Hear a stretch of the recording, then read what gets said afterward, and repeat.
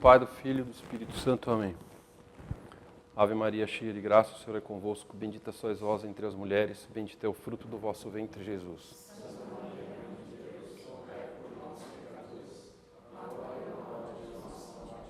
Maria, auxílio dos cristãos. Do Pai, do Filho e do Espírito Santo. Amém. Eu comecei a estudar esse tema, que não era sobre a história do altar, ou não sobre propriamente o aspecto litúrgico, que eu me deparei com um PDF muito bom, que explicava o retábulo, os estilos do barroco, né, as diferentes fases do barroco, explicando os diferentes retábulos, né, como olhar um retábulo. Eu vou depois falar o que é retábulo, mas enfim. E identificar os elementos, as fases, no barroco brasileiro. E era muito bem feito, muito didático. Eu falei, puxa, acho que eu vou dar isso daí. Eu falei, não, mas acho que é bom eu dar uma introdução falando sobre retábulo. Depois uma introdução, é melhor falar sobre altar. Aí eu percebi que tinha tanta coisa tão interessante sobre isso, que eu falei, acho que eu vou deixar isso aí para o futuro e vou tratar especificamente sobre o altar. Porque tem muita coisa... quer dizer, para nós é fundamental saber sobre o altar. É muito, muito importante para quem assiste missa entender o que é o altar. Não só para compreender melhor a missa, mas inclusive para compreender melhor qual é o problema das outras religiões falsas, né, do protestantismo, mesmo do judaísmo, por que eles não têm o altar, e também do modernismo. Porque, por incrível que pareça, os livros que eu achei mais interessante, que tratavam sobre a história do altar, do ponto de vista litúrgico, são feitos por pessoas do movimento litúrgico. São, de fato, livros muito interessantes. Explicam, e o movimento litúrgico foi um movimento do século XIX e XX que queria voltar para trás, né, para entender a liturgia, e queria voltar a raízes, e queria fazer a coisa com a impressão de que era conservadora, tradicional, mas, na verdade, eles estavam querendo voltar para coisas antes da Idade Média, voltar para coisas antes do Concílio de Trento, voltar para coisas antes da solução de problemas que foram aparecendo, né? Como se fosse aí a solução para os problemas da religião dos dias de hoje, né? Enfim, fora quem tinha uma intenção mesmo de mudar a liturgia, né? A gente vai ver que os próprios, se você vai pesquisar hoje em dia sobre o movimento litúrgico, a gente vê que já se conhece muito a importância que eles tiveram no Concílio Vaticano II e na mudança da missa. Mas a intenção não é tratar de um comparativo entre o altar antigo e o altar da missa nova, ou o altar de sempre, com a intenção de entender mudanças litúrgicas, não é isso. Mesmo uma história do altar. Eu vou começar lá com Adão, para entender até por que o altar é desse jeito e tal. Porque, de fato, é muito interessante. É uma pena que eu não consigo dar do jeito que eu gostaria, porque é muita coisa e é, de fato, muito interessante. Mas eu aprendi muito quando eu li os livros desses estudiosos do movimento litúrgico, né? Entre eles, eu usei um curso de liturgia, que é muito interessante, que é do Padre Hels. Esse livro é famoso. Ele, inclusive, tem processo de canonização, esse padre. Ele é do Rio Grande do Sul. Ele tem um curso bem completo de liturgia. Ele era ligado ao movimento litúrgico, mas acho que ele era um pouco mais discreto. E eu gostei também da parte histórica de um outro bispo espanhol, eu acho que é década de 50, se não me engano, e que ele já é muito mais superficial, mas ele dá um resumo histórico, mostrando as mudanças e por que ele defendia uma mudança, um retorno à igreja primitiva. Mas a maneira como ele trata, né, muito redondinho, assim, ele faz as ligações entre as mudanças das partes do altar, é muito didático, né? É muito... eu não lembro, eu teria que procurar. Depois eu procuro e mando para a senhora. O livro dele, eu comecei empolgado, porque era muito didático, aí eu fui vendo que ele era meio torto, aí quando chega na metade do livro, quando ele trata do século XIX e XX, inclusive ele elogia São Pio X, porque ele combateu um pouco os excessos que tinha do rococó, do barroco, aquele excesso de coisas, né? E voltou um pouco a uma liturgia um pouco mais voltada para o altar, voltada para o sacrifício. Mas depois ele começa a falar, metade do livro até o fim, ele fala do Gaudí, horrores, quer dizer, ele fala maravilhas do Gaudí. Pois é, como se fosse o grande salvador da liturgia da Espanha. Aí eu falei, não, dessa parte, primeiro que eu não vou ler, não vou perder tempo. Segundo que eu já vi que o pensamento é completamente outro. Bom, mas a ideia é tratar então do altar como um elemento fundamental da liturgia e arquitetura sacra. Bom, antes de falar do templo dos judeus, só tratando rapidamente sobre o que é o sacrifício, né? Então, sacrifício, sacer, né, a raiz da palavra, né, sacer, é reconhecer como de Deus, a parte de Deus. E fatere, que quer dizer fazer. Então, é fazer a parte de Deus, né, reconhecer como a parte de Deus. Então, alguém que faz um sacrifício, na verdade, o termo próprio, de sacerdote, é o que dá a parte de Deus. Acho que sim. Porque o sacerdote é o que doa, né? Dote, ele doa, ele dá a parte de Deus. Né? Então, sagrar, sacrificar, é reconhecer como de Deus. Né? Ora, o primeiro sacrifício que se tem descrito na Bíblia é de Caim e Abel. Eu vi algumas pessoas dizendo que o primeiro sacrifício foi de Adão, quando ele veste peles, que ele então teria sacrificado um animal para vestir peles, mas não trata aquilo como reconhecer de Deus. Então ele não é que ele pegou o que era dele e deu uma parte, mas ele não pegou o que Deus mandou, que é o fruto. Por isso que Adão era sacerdote nesse sentido. Né? Mas, então Caim, aqui, ó, até o texto é esse: passado muito tempo, aconteceu oferecer Caim em oblação ao Senhor frutos da terra. Ponto. Abel também ofereceu dos primogênitos do seu rebanho e das gorduras dele, e o Senhor olhou para Abel e para seus dons. Né? E o Senhor então não olhou para Caim. Porque o Caim, ele ofereceu, vamos falar assim, que ele doou uma parte que talvez não fosse fazer falta. Fruto da terra. Abel escolheu o que ele tinha de melhor, o primogênito, e a parte mais, porque para os antigos a gordura é muito importante. Tinha a ver com conservação, enfim, das partes, era uma parte muito calórica. Enfim. É uma parte muito nobre dos animais, então ele ofereceu uma parte melhor do que ele tinha. Né? Então Deus olhou porque ele de fato estava reconhecendo o que era de Deus, né? Que aquilo tudo era de Deus. Então Deus nos dá as coisas porque é dele, nós temos direito de uso, e para reconhecer o direito de uso, eu separo um tanto para Deus e falo assim, de fato, eu tenho o direito de uso porque isso é seu. Né? Então é um sacrifício de fato. Só que o fato deles fazerem um sacrifício significa que aquilo já era um hábito, não é que aquilo está descrito a primeira vez.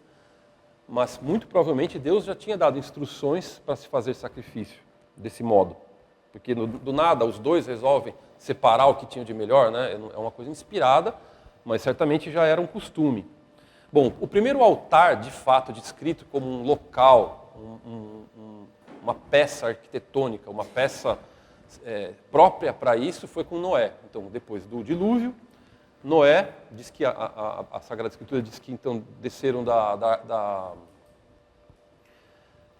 arca, e Noé sacrificou, se não me engano, um de cada animal. Até estranho, porque ele separou um casal, depois ele escolheu, depois que salvou, escolheu um e sacrificou, mas não foi logo em seguida. Certamente se multiplicaram os animais e ele pegou alguns e sacrificou. Mas ele fez um altar para isso. O primeiro altar, de fato, descrito é o de Noé. E depois você tem entre os patriarcas, né, vários altares que são descritos. Né? O primeiro altar, quer dizer, o segundo entre os patriarcas, seria o altar que foi de grande relevância, descrito na Bíblia, é o segundo altar, quando o Senhor então apareceu a Abraão e disse-lhe, darei essa terra aos teus descendentes. Naquele lugar, Abraão edificou um altar que ele tinha onde Deus então tinha aparecido. Isso é muito importante, porque dali para frente vai ser muito comum, não só Deus pedir, mas como os patriarcas mesmo, por iniciativa, faziam um altar onde Deus aparecia ou Deus mandava que se erigisse um altar naquele lugar. Então há uma relação entre levantar um altar e uma teofania, uma apresentação, uma manifestação de Deus. Faz um altar. Então, Isaac. Na mesma noite lhe apareceu o Senhor dizendo, eu sou o Deus de Abraão teu pai, não temas porque sou contigo, eu te abençoarei e multiplicarei tua descendência por causa do meu servo Abraão. Portanto, levantou aí um altar, invocou o nome do Senhor, ergueu sua tenda e ordenou que se fizesse um poço. Enfim, Deus apareceu, altar. Um pouco antes também, com o sacrifício de Isaac, né, que foi no Abraão, então pegou Isaac, levou até o Monte Moriá e ele ia sacrificar o filho no alto do Monte Moriá. Deus mandou. Né? E também Abraão, Deus lhe disse, né, darei essa terra aos teus descendentes. Naquele lugar, então, Abraão edificou um altar ao Senhor que lhe tinha aparecido. Em outro momento, Deus disse a Jacó, levanta-te e vai para Betel e lá erige um altar ao Deus que te apareceu quando fugias de Esaú. Então, são diversas vezes, eu não vou ficar comentando aqui, mas por diversas vezes, aonde Deus aparece ou onde Deus manda que se construa, se fazia um altar. E ali se sacrificava, de fato, uma vítima.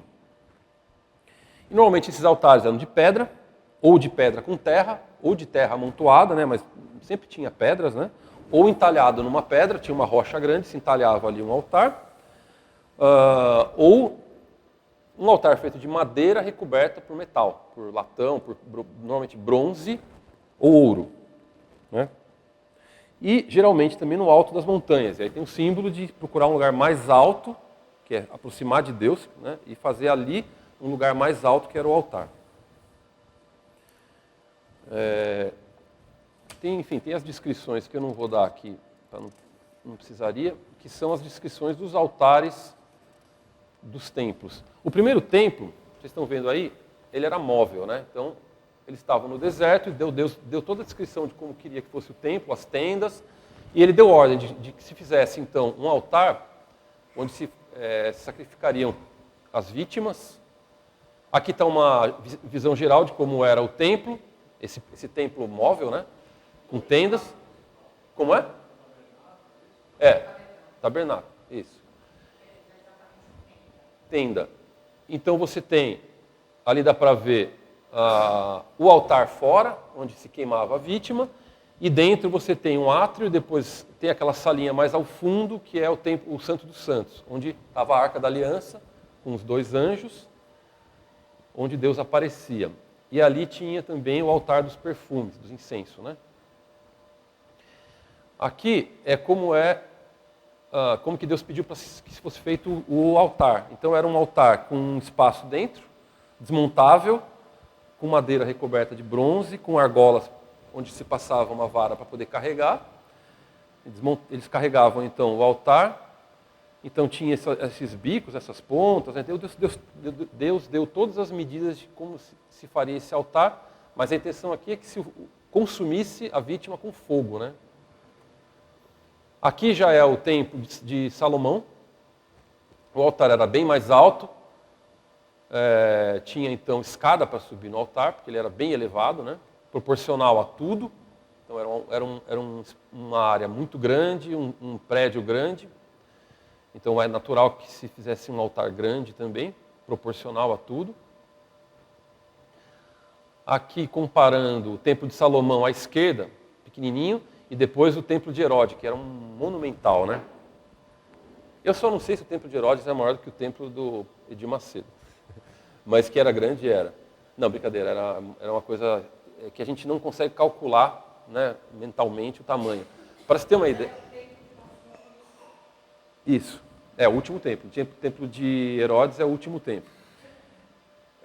Ele foi uma reforma do templo de Zorobabel, que foi o segundo templo que Zorobabel começou, Herodes reformou e fez ele muito maior.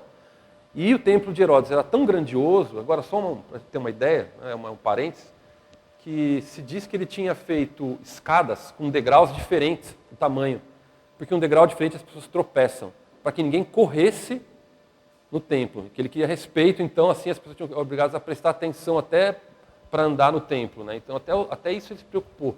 Então era tudo muito grandioso e muito solene, né? Enfim. Tudo isso isso aqui é o altar do incenso, que ficava no Santo dos Santos, que era separado. Só o sacerdote entrava, tinha toda aquela coisa, né, de o rodízio dos sacerdotes e tal. Aqui se queimava o incenso. Aqui é o fogo caindo do céu para consumir as vítimas. Isso aqui não é uma foto de drone. Bom, aí enfim, então Cristo frequentou o templo, aí tem o Novo Testamento, né, tem a instituição de uma nova aliança. E antes de entrar nos primeiros cristãos, é interessante entender como que foi o primeiro sacrifício da nova aliança, que foi no cenáculo. Quando Cristo quando rezou a primeira missa, na quinta-feira, então é curioso porque foi uma mesa. E Nosso Senhor então consagra a hóstia, e depois você tem o Calvário. Então Cristo ele antecipou, né, para mostrar que a missa ela é atemporal e ao mesmo tempo que ele estava vivo sempre. Ele morre misticamente, ele morre até como pessoa, como homem, mas que ele está sempre vivo na história. Então é para mostrar como vai ser a ideia que a gente tem que ter da missa como um ato sobrenatural, e não é um teatro, não é não é só uma simbologia, né? Mas, ao mesmo tempo em que há uma celebração sobre uma mesa, porque é uma ceia, depois há o sacrifício no Calvário, né, para mostrar que há um sacrifício de fato, uma morte, né? Cadê o Fraxio Panis? Essa aqui é a gravura, é o Fraxio Panis, é a primeira gravura que tem da fração do pão, primeira metade do século II. Enfim, mas é só para mostrar como eles estão numa mesa circular, ou semicircular, sentados um do lado do outro. Então me parece uma coisa mais próxima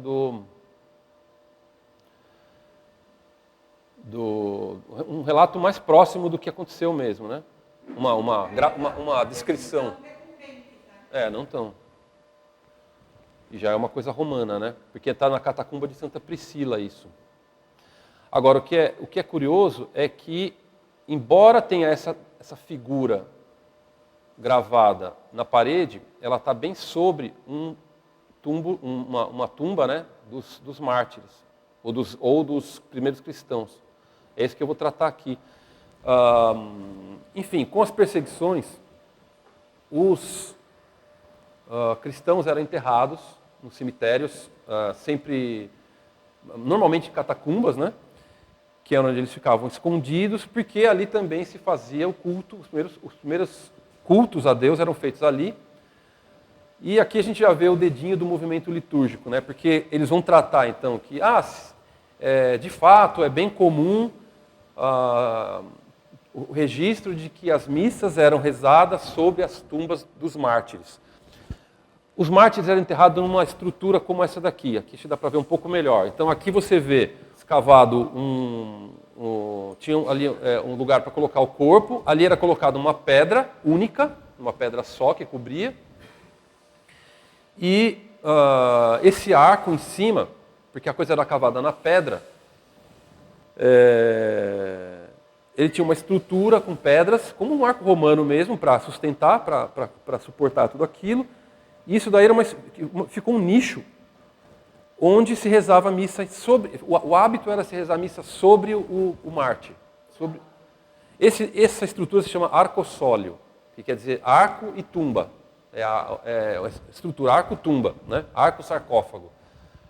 Gravem isso porque isso vai chegar até os dias de hoje. Então esse arcossólio é uma estrutura extremamente comum em todas as catacumbas. Esse daqui já é uma estrutura de uma catacumba na Sicília, que é o polissomo, né? Que era polissoma de vários corpos, né?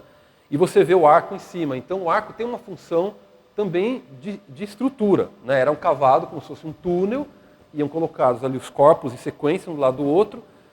Então o arco em si não é só um adorno, mas como sempre é uma coisa arquitetônica, tem uma função de elemento arquitetônico estético, mas também estrutural, né? e dá destaque a alguma coisa. Né? No caso, está dando destaque ao mártir, né, que está enterrado ali.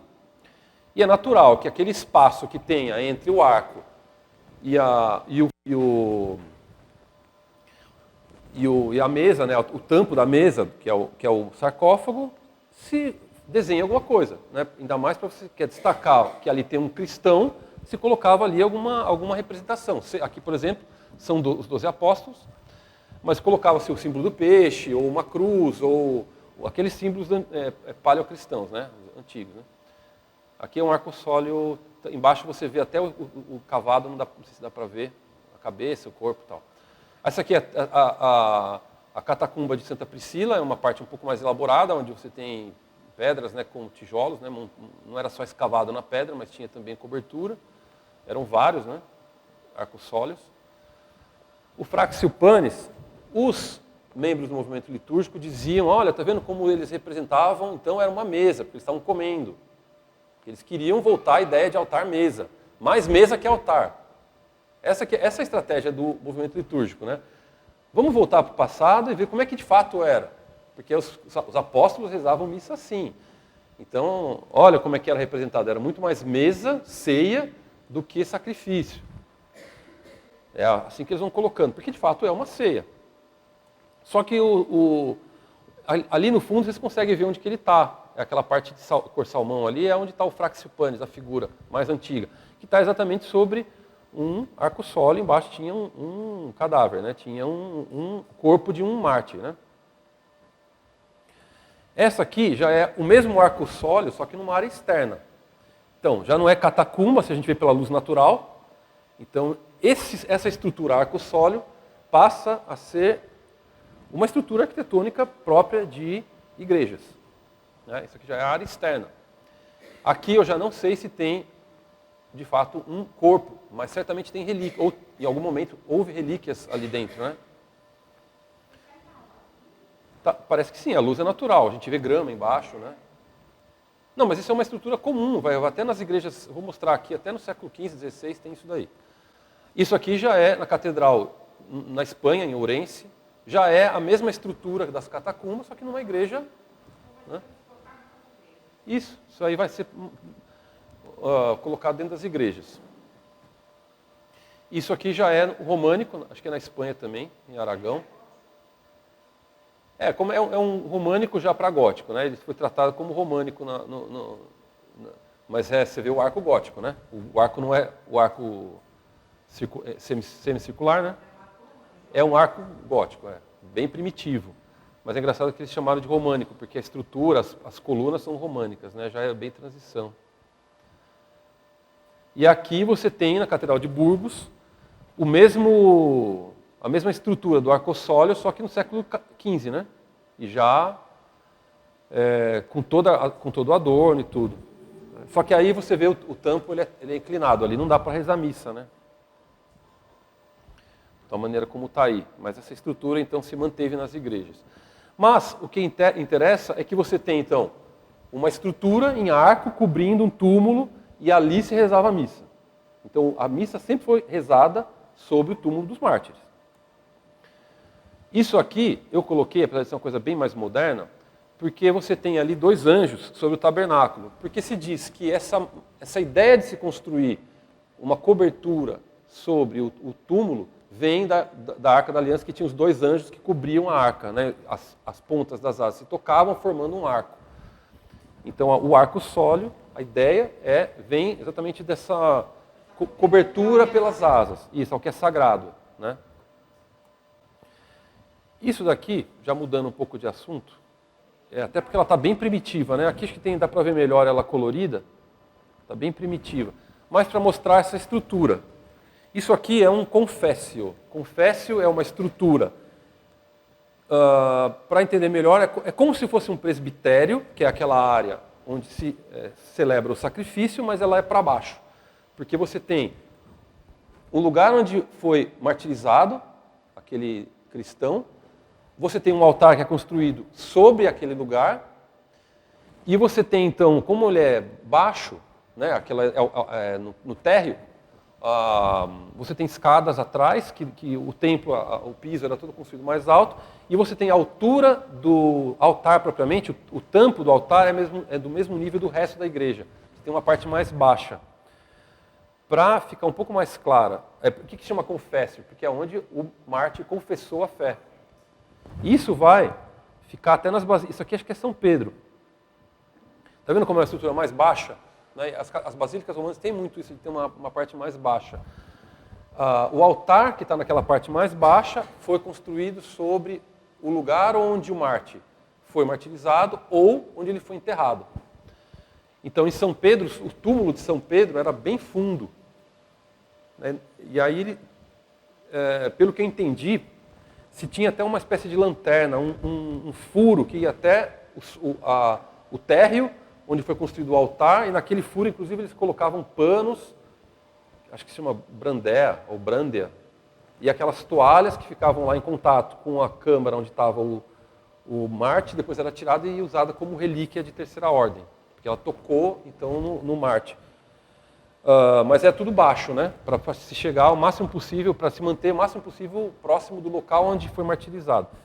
Mas ela está bem antiga mesmo. Tanto que o corpo... O que tem aqui é essa fenestela, que é uma janelinha. Está vendo que tem um altar e tem uma janelinha. Por ali se vê ou diretamente o corpo, ou a urna, ou um buraco, né? Você vê um furo onde está o túmulo propriamente, né? Onde está enterrado o mártir. Aqui você tem também relíquias, onde você pode olhar algumas relíquias, não necessariamente pode ser o mártir ou pode ser alguma coisa dele, né? O objeto dele. Essa daqui, onde você tem, tá vendo como o piso, essa aqui então é o confessio, né? Esse conjunto todo é o confessio, que é uma espécie de presbitério. Ele é mais elevado porque o piso do presbitério está... ele encerra o túmulo. E dali para cima é construído o altar. Às vezes o nível do altar é o nível do chão, por isso que eles fazem mais baixo em volta. Às vezes ele é construído sobre o túmulo, né? O nível do túmulo, aí você constrói o altar sobre ele. Mas sobre o altar você tem um outro elemento que é o cibório. Chama-se cibório também. Como é o cibório? Tem dois cibórios. O cibório, onde são guardadas as partes, né, as hóstias, ou esse dossel sobre o altar, que é exatamente uma herança do arcossólio. Então você tem aí o dossel, esse primeiro dossel, sustentado por 4 colunas, que é um desenvolvimento do arcossólio, a cobertura do arco, onde estavam enterrados os primeiros mártires.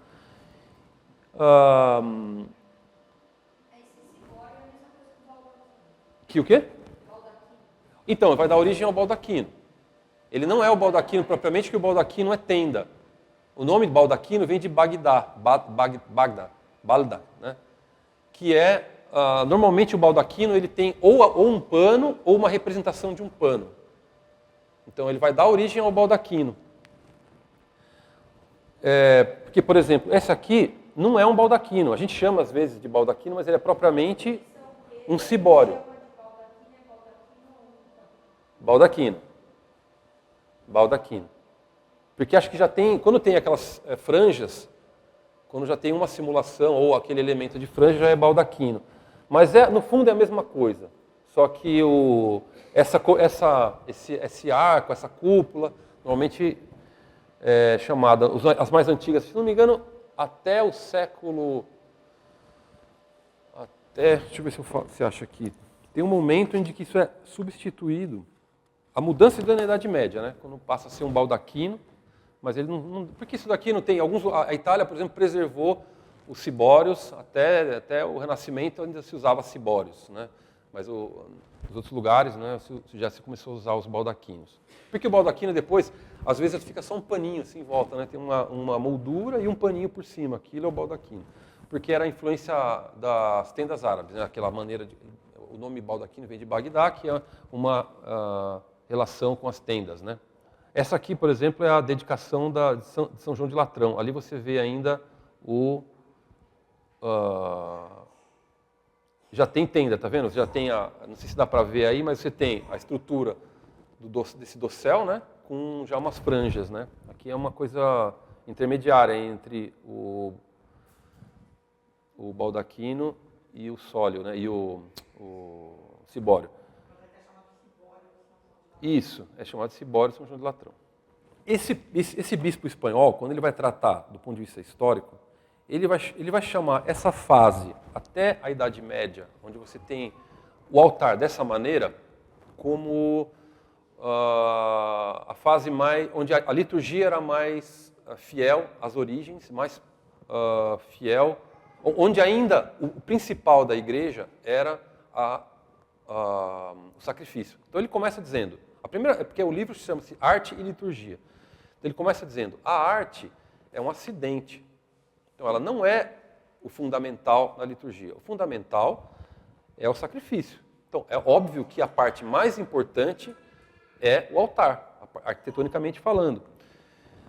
E aí ele vai falar que em Roma, quando se construiu uma igreja sobre um local onde foi martirizado um cristão, não se media esforços para se construir exatamente naquele lugar. Então se tirava tudo em volta, derrubava tudo e ali se fazia uma igreja. Porque era a igreja que tinha que ir onde estava o Marte e não o Marte que tinha que ir onde estava a igreja. Essa era a ideia. Porque o centro qual a diferença de uma igreja católica das outras igrejas? É porque tem um sacrifício. Ora, se você entra num templo católico, a coisa mais importante que tem no templo católico é uma igreja, é o altar. Porque você entra numa estrutura que, se você tirar o altar, ali vira um salão qualquer. Ali vira uma sala de reuniões. Pode ter aula, pode ter leitura da Bíblia, uma sinagoga, pode ser um templo protestante, sei lá o quê. Mas o templo católico se diferencia dos outros porque ali tem um altar onde se tem um sacrifício. Portanto, o centro da liturgia é o sacrifício e o altar, do ponto de vista arquitetônico.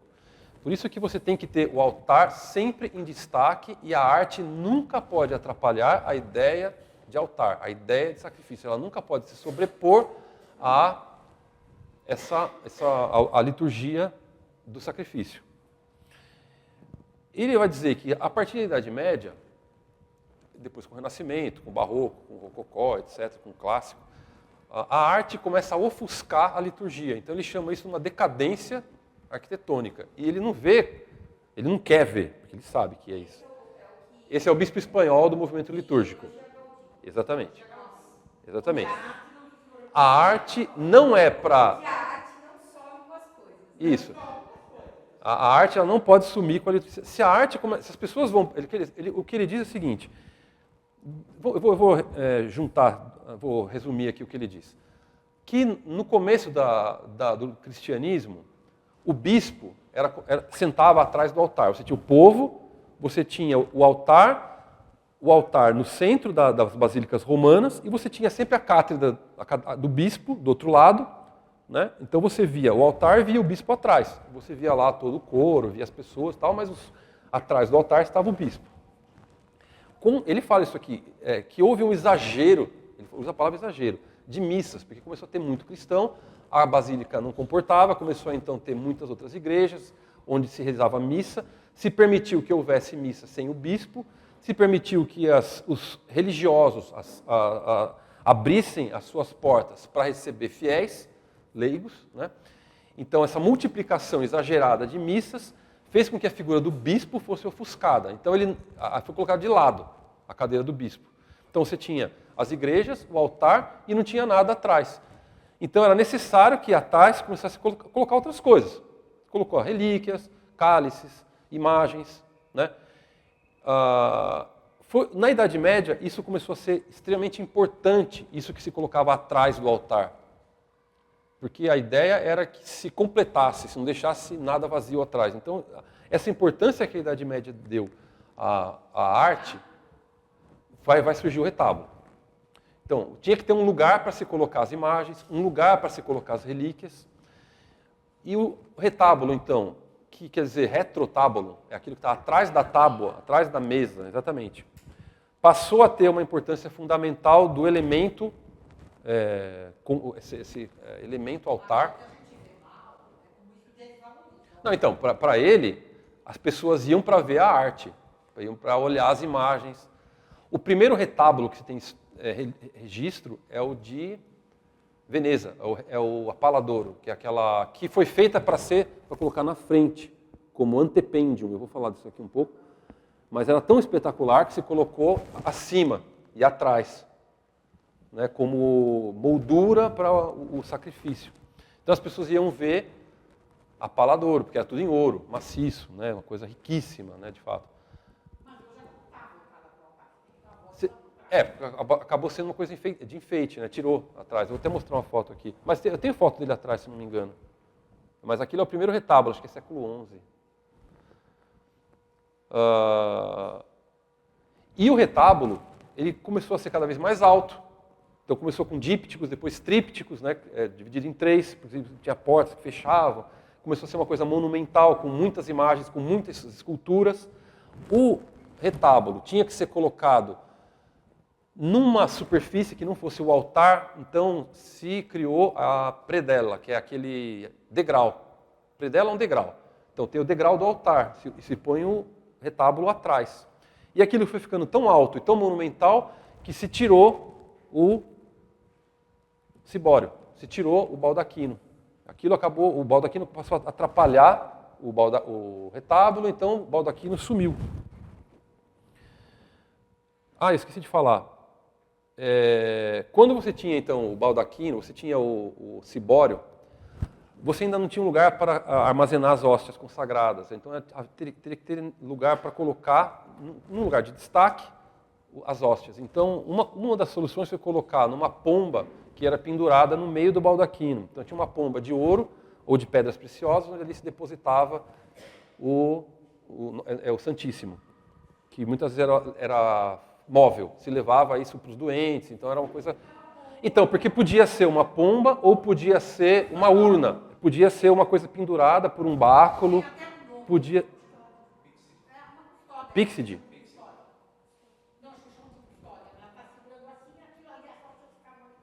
Podia ser colocado também num armário, né? Um armário, uma coisa pendurada assim do lado, né? Podia ser uma estrutura com uma espécie de coluna que pendurava assim, como se fosse uma lanterna, né? Colocava a hóstia dentro. Enfim, esqueci de comentar. Eu estava dizendo do baldaquino, né? Acho que vou tratar mais do baldaquino daqui a pouco, a gente volta. Mas, como o altar, muitas vezes, a gente tem que pensar no desenvolvimento da arquitetura, não como se fosse uma coisa linear, mas isso ia acontecer num ramo, em alguns lugares, aparecia num lugar, né? Era uma coisa assim, ao mesmo tempo... Ou não, podia ser mais posterior, mas eram várias mudanças em vários lugares acontecendo. Isso. Então, essa ideia de colocar um enfeite na frente do altar, porque o povo está vendo o altar, e às vezes era uma pedra, uma coisa lisa. Então, se põe um ornamento, se colocava uma toalha, uma tapeçaria ornamentada, essa ideia, esse antepêndium, né, que pende na frente, antepêndium é isso, passou a ser também um elemento importante. Então, aqui, por exemplo, já é de prata, na própria Catedral da Antuérpia, né, que foi um exemplo que eu achei na hora ali. Não é que tem uma coisa de grande relevância, o fato de ser aí, mas isso aqui já é uma coisa muito mais posterior, né? Passou a ser uma coisa, de fato, um antepêndio, passou a ser uma coisa, um elemento arquitetônico estético do altar de grande importância.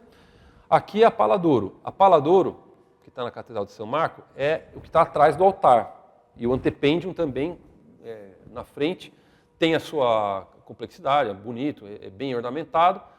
O Apaladoro foi feito originalmente para se colocar na frente do altar, foi colocada para trás, viram que a ideia era boa e deu origem, então, aos retábulos, né? Aqui você tem ainda resquício do dossel, está vendo que você tem duas colunas laterais? Isso aqui é século XI. Aqui, uma Apaladoro, agora ela é colocada de lado, está vendo? Que a Madre falou, que é um quadro que se vê atrás, né? Está por trás, está separado.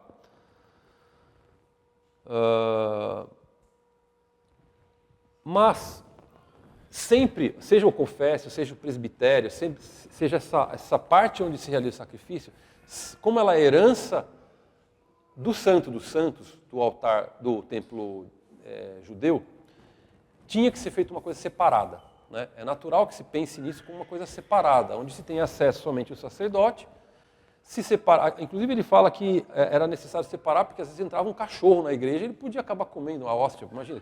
Então ele tinha que separar de fato mesmo, separação física, né?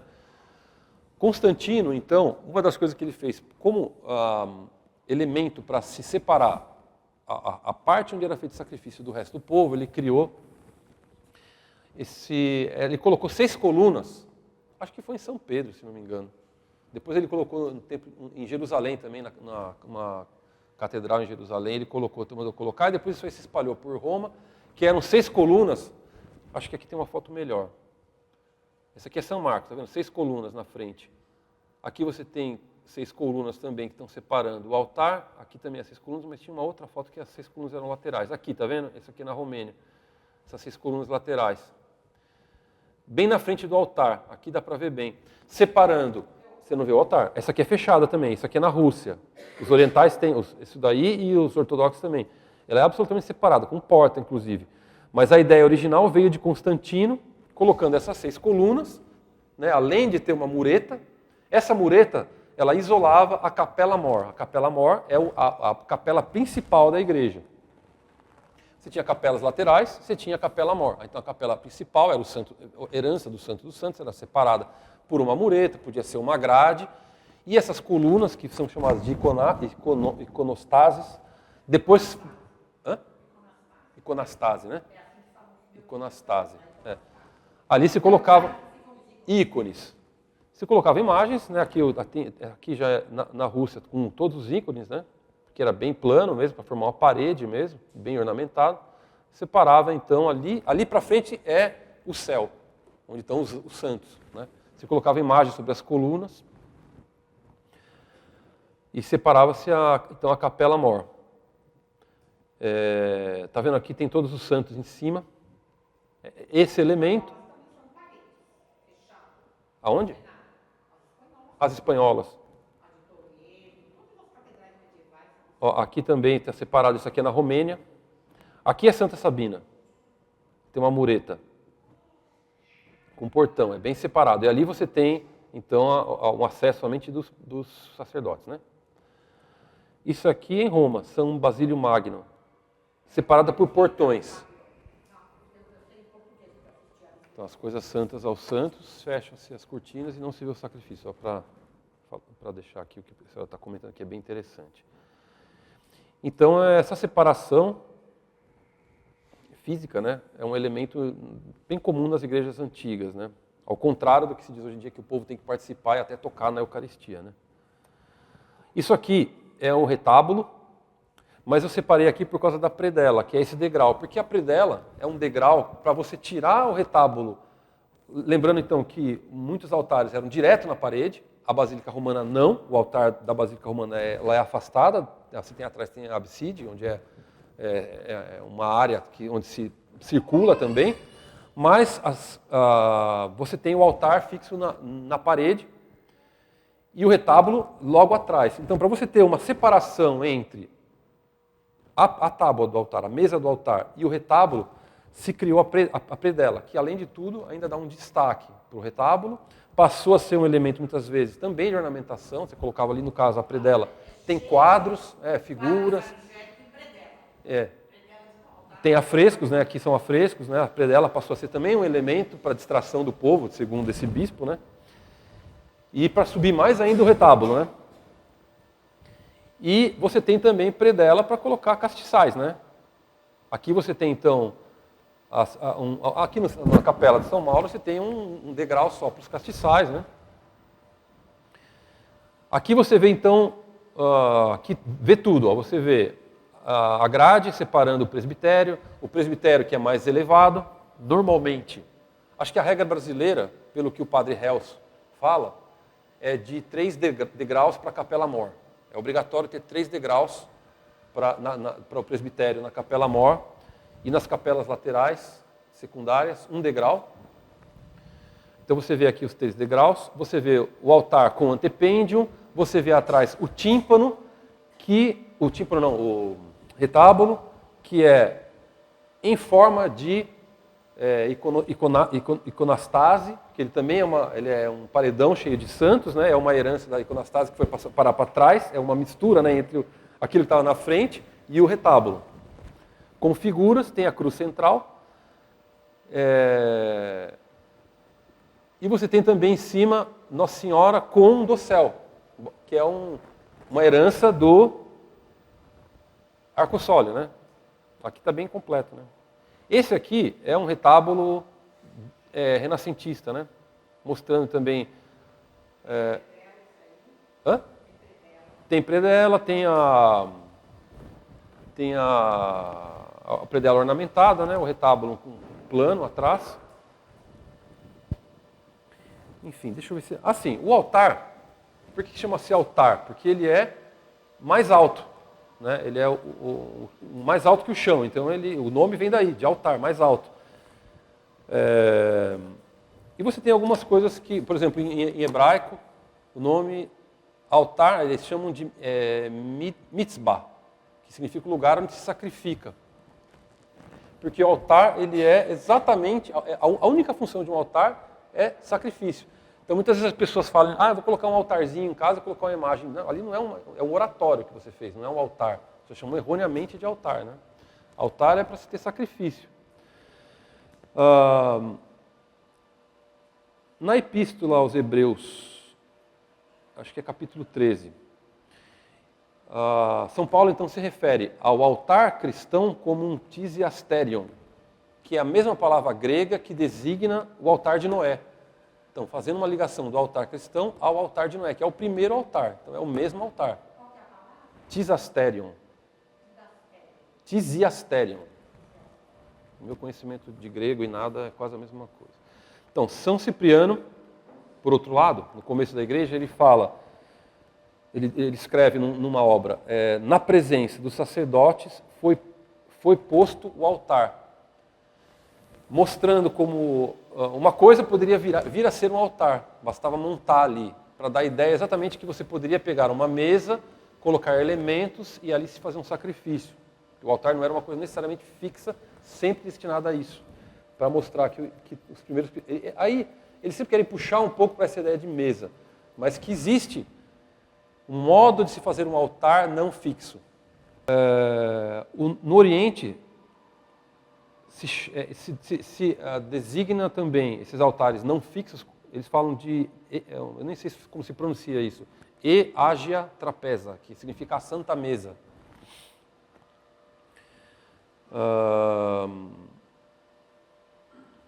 E se diz que em São João de Latrão, o primeiro altar era de madeira, e que ali até São Pedro teria rezado missa no altar de madeira, mas isso não se tem prova suficiente. Né? Se diz que... Por que isso? Porque até o século IV havia muito comumente altares de madeira, mas a grande maioria eram altares de pedra.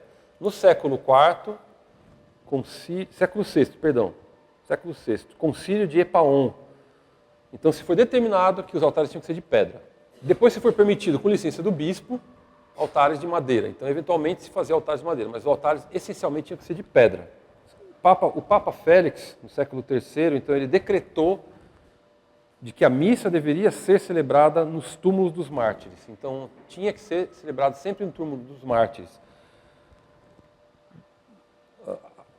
Desde esse período, você tem então 3 tipos de altar, basicamente, que são altares que são um monobloco maciço construído sobre o túmulo do mártir. Você tem um altar arca, que é uma urna de pedra, onde se é depositado o corpo de um mártir e sobre ele colocado uma pedra, onde se reza a missa. E você tem a pedra dara, que é a pedra do altar, que é um altar móvel, onde tem que ter relíquia de mártir. Tem que ser obrigatoriamente depositada ali relíquias de mártires para poder celebrar a missa. Isso, normalmente essa pedra, que tem que ser uma coisa com reconhecimento de um bispo, também não é uma coisa... Os altares que podem ser dedicados são os altares fixos, né? Esses altares onde você tem um mártir ali, um altar dedicado a um mistério ou a um santo mártir ou a algum santo. As pedras d'ara você já não pode dedicar. A gente não tem uma pedra d'ara, você pode rezar a missa, mas você não dedica a um determinado santo, né? De fato tem que ter o altar tem que ser fixo, né? Mas sempre, né, houve então uma relação entre a celebração do sacrifício da missa sobre um corpo de Marte, né? No livro do Apocalipse, então, está escrito: quando o Cordeiro abriu o quinto selo, quando o Cordeiro abriu o quinto selo, vi, é São João falando, debaixo do altar, as almas dos que tinham sido mortos por causa da palavra de Deus e do testemunho que tinham dado. Então, São João já diz que o altar, então ele vê o altar e dentro as almas dos mártires. Né? E essa ideia sempre permeou a construção dos altares. O padre, tanto o padre espanhol como o padre Hels, e como na enciclopédia católica... Padre Royce? Não sabia. Sim, é Oi, sim, Deutsch, sim. Então, o padre Royce. Eles querem dizer que a ideia de altar celebrada num túmulo não era universal dos primeiros cristãos, que muitas vezes a missa era rezada nas casas dos cristãos. E é verdade. Mas ele quer colocar isso como se então não fosse uma coisa obrigatória, para dizer que era possível ter altar em forma de mesa.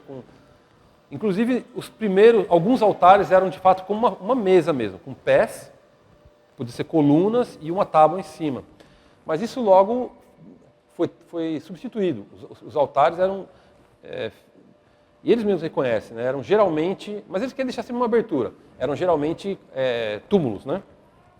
Sim, só para falar sobre a origem da palavra cibório, eu achei aqui, que é incerta, porque você pode ter duas palavras que derem origem à ideia do cibório. Uma delas é o kiborion, que é uma casca de fruto que eles usavam para colher as coisas, provavelmente tem uma ideia de um cálice, né, onde você, né, colocar...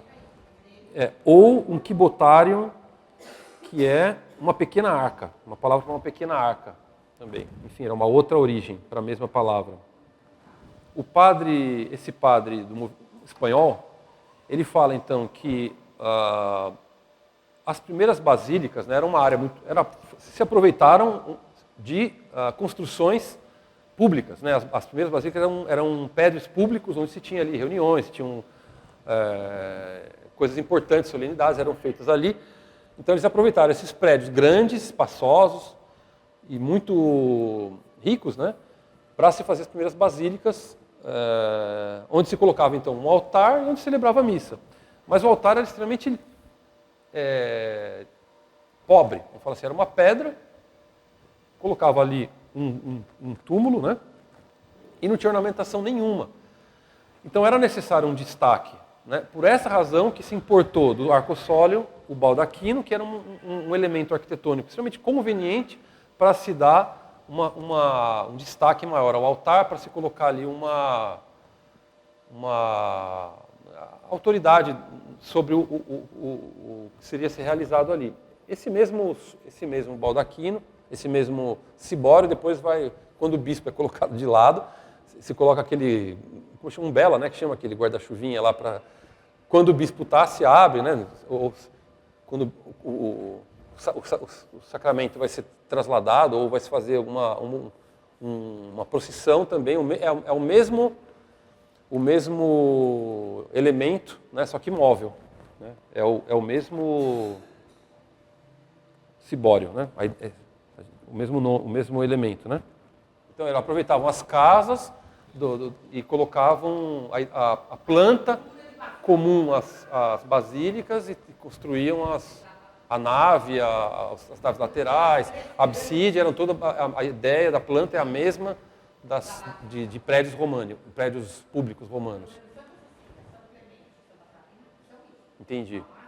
Então, aí faz sentido porque que a igreja era construída sobre um lugar onde era martirizado. Né? Eles não aproveitavam um prédio existente, mas aproveitavam a ideia do prédio para fazer uma basílica naquele lugar. Agora faz sentido para mim também.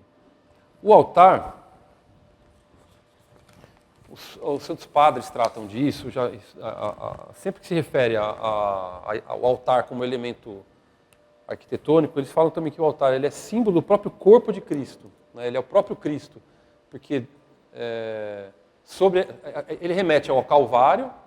Como a gente sabe, um símbolo ele pode ser várias coisas, não necessariamente uma coisa só, mas ele remete então à ideia do Calvário, onde sobre ele é realizado o sacrifício, remete ao corpo de Cristo, porque ali vai assentar exatamente o corpo de Cristo, e dentro estão os que morreram por Cristo. E também representa o coração humano, né, porque está no centro do homem, assim como o altar é o centro da igreja. Santo Ambrósio então fala que a forma do corpo é o altar e o corpo de Cristo está no altar, ele é no altar, né? Para mostrar como o altar remete ao corpo de Cristo, porque em cima está realmente o corpo de Cristo. Sobre as toalhas e as partes, eu vou passar rapidamente, até para não estender demais a aula, não dos símbolos, mas algumas regras sobre o altar, né? No começo não tinha número de toalhas, mas ou era uma, ou eram 3, ou eram 5, mas se determinou logo que deviam ser 3. Eu tinha notado em algum lugar quando que isso foi determinado, mas eram 3 toalhas, podendo ser uma toalha grande dobrada e uma outra maior que toca ao chão dos lados. Ela ou toca ou insinua, né, que vai tocar o chão dos lados. São toalhas que remetem então o sudário, na verdade, é o corporal, cadê? Mas aos lençóis que envolveram Nosso Senhor, né? É o corporal. O corporal, sim, que simboliza propriamente o sudário, que é o que vai mais próximo de tocar o corpo de Nosso Senhor, né? O corporal é o paramento mais antigo de todos. E ele é colocado numa cruz, não no centro, mas num dos lados, exatamente para que sempre seja colocado do mesmo lado. Para que sempre a hóstia seja depositada no mesmo ponto, para se evitar colocar a hóstia em vários pontos, né, e eventualmente ter alguma profanação acidental. Enfim, aí tem a pala, que é para esconder, né, a pala significa esconder, pallium significa esconder, ou pala, que é cortina, que é engomada, e ela é dura, né, para cobrir o cálice. E o sanguíneo ou o purificador para você poder fazer a limpeza dos elementos que tocaram Nosso Senhor e as mãos, eventualmente as mãos também do sacerdote e a boca, né? Mas principalmente o cálice e a patena. E todos esses elementos de tecido simbolizam então os lençóis que envolveram o corpo de Nosso Senhor. Os que são branco remetem à pureza de todos esses elementos, à pureza daquilo que toca Nosso Senhor também, porque os lençóis que envolveram Nosso Senhor eram branco. Tem que ser obrigatoriamente de linho ou de cânhamo. A cruz do altar, ela é colocada sempre num lugar central e que deva ser obrigatoriamente vista pelo sacerdote e por todo o povo. Ela não pode ficar oculta de ninguém. Ela não deve ser colocada sobre o tabernáculo. Ela deve ser colocada de fato num lugar mais alto e central. E a regra é que se coloque os castiçais todos abaixo da altura da cruz. E uma coisa que eu não sabia é que os castiçais devem ser de vários tamanhos, sendo que o maior no centro e decrescente, mas que se permite iguais. Não é obrigatório, isso não é preceitual, mas que se permite os iguais. Normalmente a gente vê os castiçais iguais, né? São todos iguais. Normalmente são iguais. O que o Padre Rosa ele fala num concílio brasiliense de 1939, que determinou todas essas regras para o Brasil. Ele se baseia muito nela, né? Nessas regras. O que não pode é ter, isso aí ele diz que é proibido ter o castiçal com 7 braços, a menorá judaica. É engraçado porque eu acho que eu me lembro de ter visto isso em alguma igreja moderna, mas ele diz que é proibido isso daí, porque remete exatamente a um sacrifício que não é mais nosso, a um tempo que não é... Né? As sacras, enfim, eu não sabia que não eram prescritas, é obrigatório por costume ter sacras também. Aí ele dá outros elementos que são obrigatórios no altar, que acho que não necessariamente a gente precisa...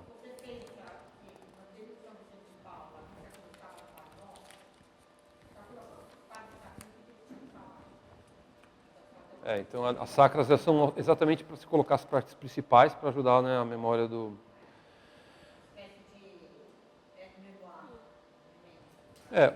Só um comentário rápido antes de encerrar com a Mediator Dei, que eu ia comentar. No templo judaico havia o bema, que era um degrau, né?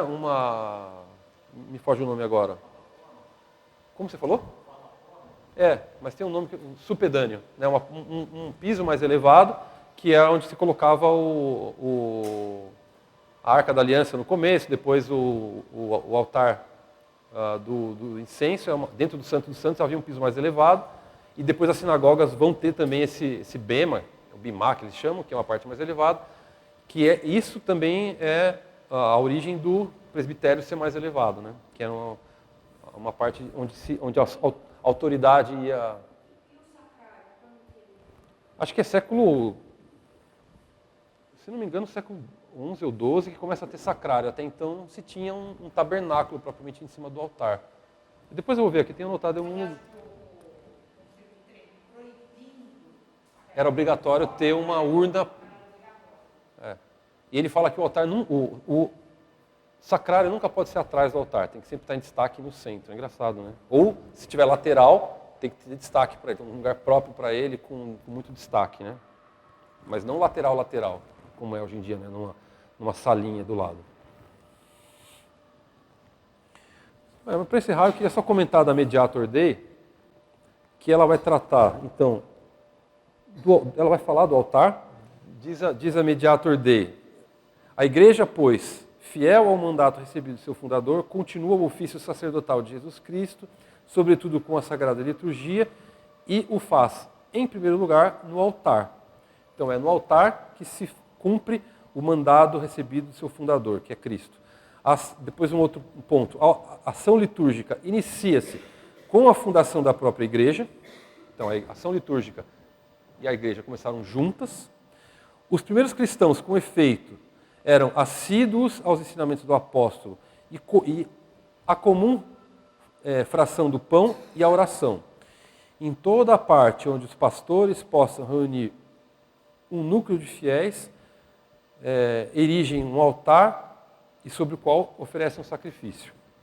Lembrando, então, que todos os altares do Velho Testamento são erigidos onde há uma manifestação de Deus. É certamente coisa sábia e muito louvável retornar com a inteligência e com as almas às fontes da Sagrada Liturgia, porque o seu estudo, reportando as origens, auxilia não pouco a compreender o significado das festas e a penetrar com maior profundidade e agudeza o sentido das cerimônias, mas não é certamente coisa tão sábia e louvável reduzir tudo e de qualquer modo ao antigo. Assim, para dar exemplo, está fora do caminho quem quer restituir ao altar a antiga forma de mesa. Isso aqui para condenar o movimento litúrgico, que queria exatamente voltar à antiga forma de mesa. E com estudo, eles estudavam muito, tanto que esses livros que eu li, muito bem fundamentados, muito bem feitos, eram fundamento... Isso. Aí, quando eu fui atrás para provar que, ver os argumentos para provar que isso não é verdade, eu descobri que o Melo já tem essa aula, está lá no canal do Floss, inclusive. Então eu nem vou perder tempo aqui explicando, eu tinha até separado os slides para isso, mas tem a aula do Melo mostrando que isso não é verdade, que os primeiros altares eram mesa, mas eu mostrei que os primeiros altares, inclusive no século VI, foi determinado que fosse... no século III já era determinado pelo Papa São Félix que deveria ser altar sobre um túmulo, sobre um lugar onde tinha um Marte, né? E evidentemente, quando se faz uma lei, não é que, olha, agora eu vou fazer uma lei, vou inventar. Não, se escreve uma... Certo, já alguém fazendo diferente. Isso. É o que o professor Orlando sempre dizia, quando alguém põe uma placa não pise na grama, é porque alguém estava... Era um hábito não pisar, alguém começou a pisar, então foi necessário escrever. Né? Então, se alguém colocou que tem que ser... Não era mesa, isso. Se o Papa disse que tem que ser, é porque estavam violando. Né? O augusto sacrifício do altar conclui-se com a comunhão do divino banquete, mas, como todos sabem, para haver integridade do sacrifício, somente é exigido que o sacerdote se nutra do alimento celeste e não que o povo, coisa, aliás, somente desejável, participe da Santa Comunhão. Isso tudo para dizer que, para completar o sacrifício da missa, basta que o padre comungue. O povo não precisa comungar, não é assim, no sentido de, não é obrigatório concluir a missa, a comunhão do povo, mas a comunhão do padre. É isso que completa, né, a missa.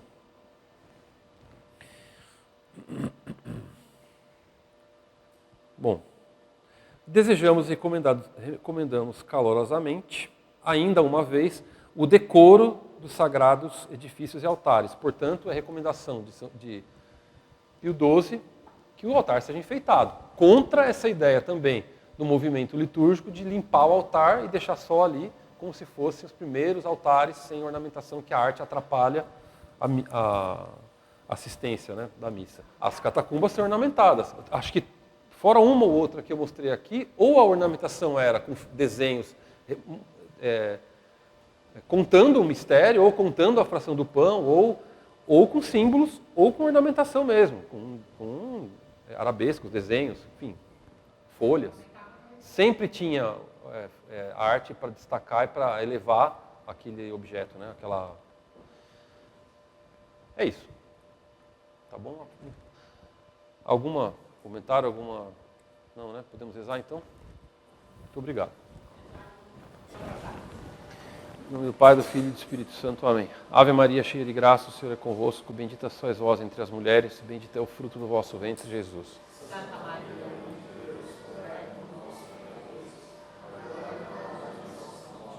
Maria, auxílio dos cristãos. Em nome do Pai, do Filho e do Espírito Santo. Amém.